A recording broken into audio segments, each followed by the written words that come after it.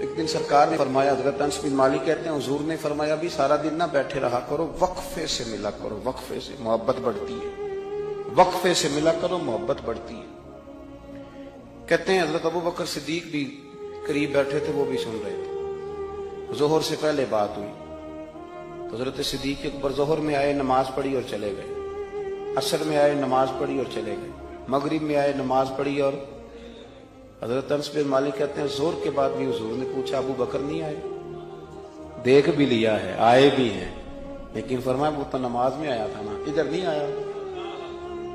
عصر کے بعد پھر پوچھا ابو بکر نہیں آئے. آپ ذرا کبھی اس لذت کو محسوس تو کریں, ذرا دیکھیں تو صحیح ہے کیا ہو رہا.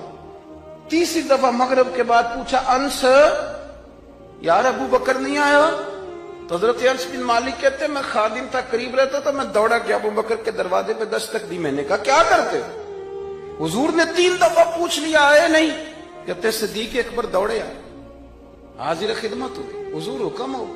کہا یار تو سارا دن میرے پاس بیٹھا ہی نہیں, تو آیا ہی نہیں, تو نظر ہی نہیں آیا.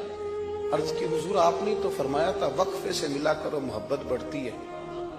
تو سنو یار, میں کیا اس کا ترجمہ کروں اس بات کا, میں کن لفظوں میں ان جملوں کو بیان کروں, کہاں سے لاؤں وہ کیفیات جو یہاں پوری اتریں. حضور آپ نے تو فرمایا تھا وقفے سے ملا کرو محبت بڑھتی ہے.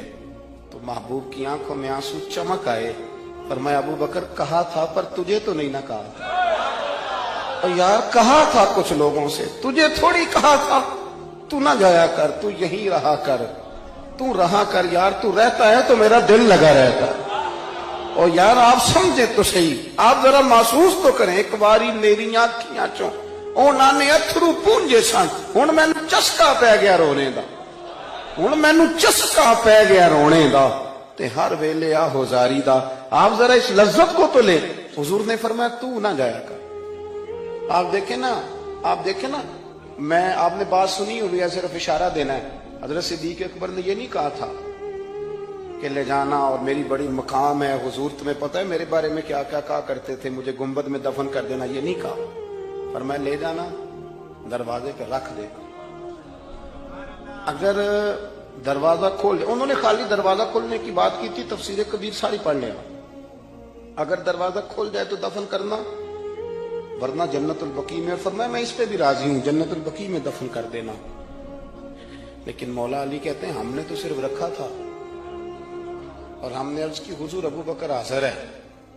انہوں نے کہا تھا اگر دروازہ خود بخود کھل جائے تو رکھ دینا. کہتے ہیں انہوں نے تو صرف دروازے کی بات کی تھی, لیکن گنبد کا صرف دروازہ نہیں کھلا, اندر سے آواز بھی آئی, اندر سے آواز بھی آئی, لے او سجنا اساں توڑ نہیں پائی, لے سجنا اساں توڑ نہیں بھائی. اور درویش کہنے لگے پانی پرن سہیلیاں رنگا رنگ کڑے, اسی تے پریا اس دا جانیے جس دا توڑ چڑھے. آواز آئی دیر نہ کرو, حبیب کو حبیب کے ساتھ ملا دو, لاؤ قریب کرو. جتنا قریب رہے قربت بڑی, پیار بڑا. بات سمیٹنے لگاؤں, ادب بھی بڑا. اور پتہ کس طرح ادب کرتے تھے؟ حضور صلی اللہ علیہ وسلم تشریف لے گئے ایک کافر قبیلے کی صلح کرانے. فرمایا دیر سے آیا تو اثر پڑھا لینا.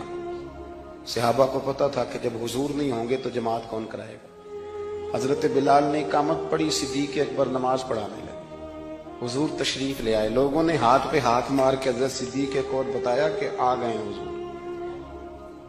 اللہ کے محبوب کے لیے رستہ بن گیا, نماز کے بیچ میں رستہ بن گیا. صفیں توڑ رہے ہیں صحابہ, حضور کو رستہ دے رہے ہیں. صفیں ٹوٹتی رہی پر نماز کسی کی بھی نہیں ٹوٹی. صفیں ٹوٹتی رہی, نماز نہیں ٹوٹی. حضور پہلی صف میں پہنچ گئے تو جناب صدیق اکبر نے ایک قدم پیچھے ہٹایا. ہم نے سنا ساری زندگی یہی ہے کہ حکم آ جائے تو وہ ادب پر فوقیت رکھتا ہے. ایک قدم حضرت صدیق اکبر نے پیچھے ہٹایا تو حضور نے فرمایا ابو بکر نماز پڑھاؤ. انہوں نے ایک اور پیچھے ہٹایا, ابو بکر نماز پڑھاؤ. تیسری دفعہ نا حضور نے پھر حکم دیا تو وہ پچھلی صف میں آ گئے. وہ دور بیٹھے تھے خواجہ غلام فرید, وہ کوٹ مٹھن میں, کہنے لگے نماز پڑھا کہ میں تیں ول ویکھاں, نماز پڑھا کہ میں تیں ول ویکھاں, مینوں کعبہ بھول گیا.